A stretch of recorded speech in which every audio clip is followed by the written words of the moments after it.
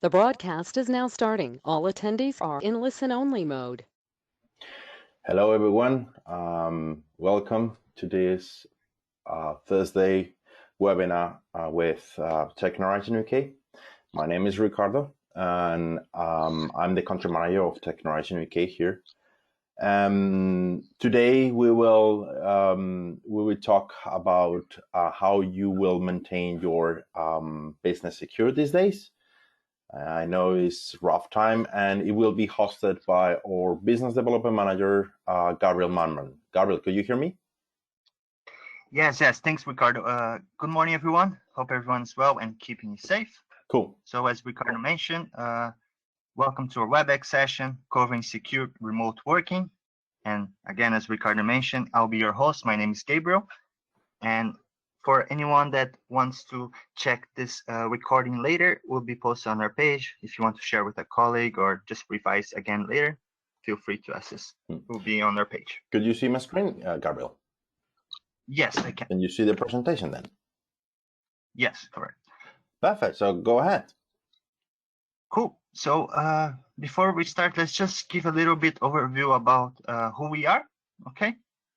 About us.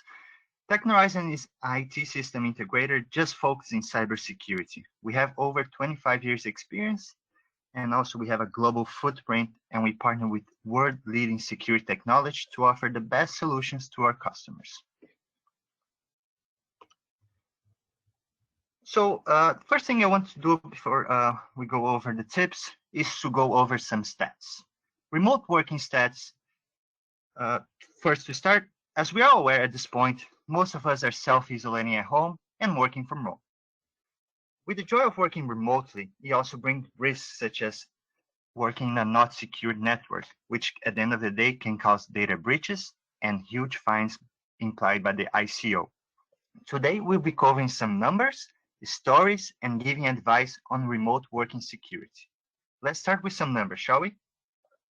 Cyber criminals are taking advantage of the increasing amount of time that people spend online due to the quarantine. According to Barracuda Networks, phishing emails have increased by 600% since February. Also, there was 4,000 coronavirus-related domains registered globally, with those 4,000, 3% being malicious and at least 5% being suspicious. Some scammers at the moment are even selling some cures, fake cures, and also face masks, which are fake at the end of the day. So a good takeaway from here is that working from home at the end of the day is easy to attack from cyber criminals. According to Sentinel-1, studies from February 23rd to March 16 says that there was an upward trend on attempts of attacks from 145 threats in 1,000 computers. If you compare from last year, in the same period, there was 30 to 37 attacks for 1,000 computers. So we can see a very big increase in numbers of attacks. Moving on from the next slide, I wanted to share with everyone a graph. As you can see here in this graph, we can see that many verticals and sectors are seeing phishing emails. Good to point that solution as a service and webmail as the highest sector attacked by the criminals at around 30%, which means that most of us could be at risk because we use either Office 365, Gmail, Salesforce, Slack, or any other form of solution as a service. At the end of the day, we have to watch out for phishing emails. Some takeaways also from the news that I wanted to share with you guys from the past month. As you can see, even though criminals have promised not to go after healthcare organizations, they have just tried to hit the World Health Organization and have successfully hit HMR, which stands for Hammersmith Medicine Research, and they're at the moment looking and developing a vaccine against corona, which is not really good to go after someone that's trying to help, right? Also, there was in the news some other companies that suffer attacks, such as the Tupperware company. They made food containers and they got hit in their e-commerce website, and they had their customer information leaked in the black market. Also, BetUS suffered the same form of attack, and NutriBullet also had their customer information publicized in the black market. Another really good point that I want to share is that in the UK alone, victims lost over £800,000 to coronavirus scams in February. And also, particularly one person lost £15,000 by buying some fake mask online that never arrived. So that's crazy stats right here. So we all gotta watch out for the news and be more careful if it's true or not. So going over the remote working challenges that I want to share. As we all know, working from home opens the door for more attacks. The first thing that I want to share, and one of the biggest issues, is that we're working in a not so secure network, which means that home Wi-Fi are often unsecured, and most of the times people are still using the default username and password that's under or on the side of your router box, which makes easier for a criminal to go on a website online and try to find the default password for the certain router. So not good. You have to change that password and username. Number two, lack of IT resources. Now that we're working remotely, if you have an issue, you don't have the IT guy next to you to help you out or to give a good quick feedback. So at the end of the day, users at the moment, they're lacking help and sometimes even lacking resources such as a VPN and an MFA that we're going to be covering later. Number three, lack of monitoring and visibility. That's a really big issue now that people are working remotely. We cannot track or monitor what our employees doing at home. Some of them could be spending time watching Netflix or Facebook, or they could even worse, going to illicit websites and bringing more vulnerabilities to the company, which is not good. So it's always good to monitor and watch out what your users are doing. Number four, unhappy employees handling critical data. So imagine you have an employee that is unhappy with the company, and at the moment now he's working remotely and he has the customer database on his computer. Imagine if he decides to take that on a USB and goes to the competition and try to get a job or something else. Not good also. So it's always good to have something in place. Number five, unpatched software. Unpatched software opens up to more risks. Updates bring the latest security threats, which means if you do not update, you cannot stop the newest malwares. So, for example, if you do not update the software on your computer, new viruses that have been found around won't be stopped by your computer, infecting your data. Not good also. So that's just 5 topics that we would like to mention. Those are the challenges. And now we are going to be covering what we can recommend you to do to be safer. Sorry. So the first thing that we tend to advise our customers to do is to use a VPN. A VPN is a virtual private network, which works exactly like a tunnel from your office to your computer, which means that no outsider can eavesdrop on the data you're exchanging between point A to B. So that means no data leakage, and your communication at the end of the day is encrypted. So if there's someone trying to spy on your conversation, the VPN will stop the conversation and no data will be leaked. Okay. Second point that we like to recommend is to have a MFA. This security mechanism verifies user identity by requiring multiple credentials. Rather than just asking for a username and password, MFA requires an additional credential. MFA stands for multi-factor authentication, and it requires 3 different forms of authentication. The first one is something that you know, which is your password. Number 2 is something that you have or you have possession of, which is your phone.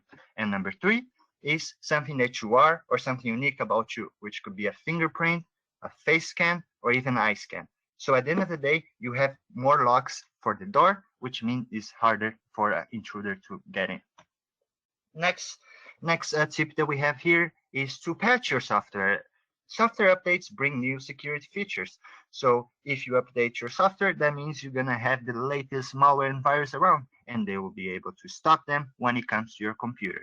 Without updating, it means you're not secure with the latest threats.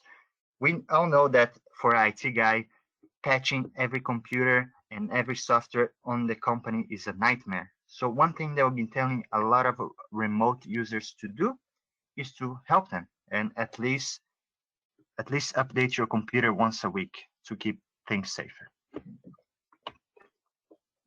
Another tip that we have here is to stop phishing. So what is phishing to start with?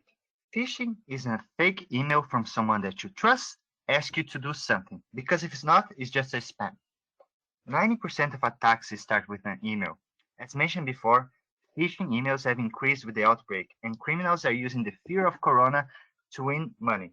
So you have to be aware of emotional and sensational messages more focused on coronavirus. A good example is an email that has been bouncing around about with the subject of coronavirus vaccine. At these times, people are going to click on it because they're nervous, they want to find solutions, and they'll click it. So be extra careful and always try to think, if it's too good to be true, it's probably not, okay? So let's move, and I want to show you guys a little bit of some examples of phishing. So the first email that I have here is an example of phishing email. Of course, is a fake HMRC business support email with an attachment saying payment. In times like this, any money coming in is good, right? But at the end of the day, we have to be aware. Again, as I mentioned, if it's too good to be true, you need to watch out. So the first thing to spot is always look at the email of the sender. Notice that the no reply at notification-hmcgov.co.uk is missing an R from HMRC. That's the first red flag that you shouldn't open the link, and you should ask your IT manager or your IT team for some support and feedback. Next, in the next email, we also have another form of bank transfer, okay? Don't mind the Spanish in the email. It's just to say, as you can see, it's just a transfer around 200,000 euros saying we have stopped the transfer because we have an issue. You have to click here to proceed. So again, situations like this, money, they're using urgency again, money, we need money. Some people are going to click on that because, as we know, it's urgency again. But again, try to look at the domain first. BBVA-cash is a bit odd. I believe companies don't have, at least banks don't have that type of email domain. So even if it's not as red flag as the first email, it's still a little bit odd. So the first thing is always to be suspicious and pick up the phone, call your bank and ask if they have the domain BBVA-cash, first of all, okay? So it's always being suspicious and trying to be aware and not clicking on everything you see, okay? Moving, and last but not least, that's our last tip, is to train your employees. Did you know that 80% of all attacks involve a human error, which means employees are the worst link, the weakest link in the whole security for your company. So the best thing to do is to train your employees. And we know that cybersecurity awareness is normally super boring topic. So we need to make accessible and enjoyable. Nowadays, we have been working with a lot of security awareness training that can offer you to play a game and try to fish internally your staff and to see the result, analyze, and train those that got fished. So at the end of the day, next time they see a real phishing email coming in their inbox, they're able to stop it and not click it and protect your company. And at the end of the day, you have one of the most powerful forms of security, which is the human firewall, as we say. Okay. And just some takeaways from the tips that we covered today in the recap. First, as we mentioned, use a VPN, which effectively encrypts data traveling between a remote computer and the work network. Number 2, multi-factor authentication to grant access to companies' data only after successfully presenting 2 or more pieces of evidence. Number 3, check for software and security updates on their device to ensure they're always fully protected. Number 4, being wary of clicking on suspicious links, especially those related to coronavirus. Number 5, employees are usually the weakest link in cybersecurity. Make sure you do the required training and keep them aware and on track of cybersecurity measures and guidelines in place. So here we conclude the tips of remote working that we want to share with you. And now let's just see what we can do for you in terms of Technorizon, in terms of solutions, okay? Technorizon UK can cater any size and type of cybersecurity related projects. At the moment, we are helping a lot of customer security data while working from home with things such as virtual private network, a VPN, a multi-factor authentication, MFA, a patch management. We're helping to protect and encrypt the data wherever it is. We're helping securing the cloud with applications such as Salesforce, Gmail, etc., and many others. If you have any questions regarding anything I just said or help securing your remote working, just email us. Help to help.